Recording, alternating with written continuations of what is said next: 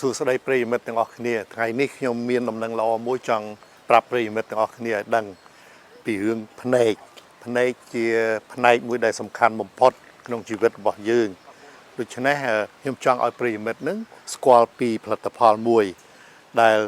មានឈ្មោះថា CI ពីព្រោះកន្លងមកពេលដែលខ្ញុំថតកុនខ្ញុំមានអាការៈក្តៅក្នុងភ្នែកកាហាយហើយលមាស់ខ្ញុំភ័យពីព្រោះធ្លាប់មានអ្នកថតជាមួយខ្ញុំគាត់អាសាឈឺភ្នែកនឹង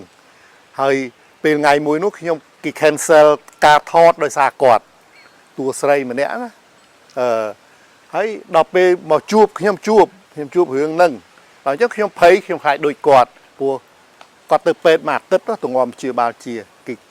មើលទៅថាលាកវាស្ងួតពេកភ្នែក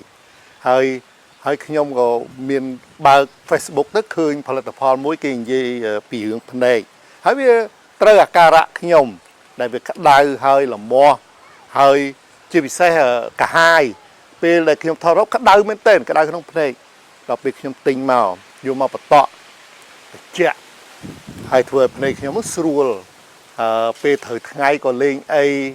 លេងលមាស់លេងក្តៅហើយជាពិសេសក្រហមពេលថតកុនក្រហមភ្នែកនេះអាក្រក់មើលគេគិតថាយើងភ្នែកអត់ស្អាតដល់ពេលយើងបតក់ទៅវាថ្លាដូច្នេះពេលសម្ដែងវាមានការទុកចិត្តហើយខ្ញុំលេងបារម្ភពីការឈឺភ្នែកនឹងតទៅទៀតដូច្នេះប្រិយមិត្តកុំភ្លេច CI ថ្នាំបតក់នឹងពិតជាមានប្រសិទ្ធភាពរបស់គេមែនជឿខ្ញុំទៅ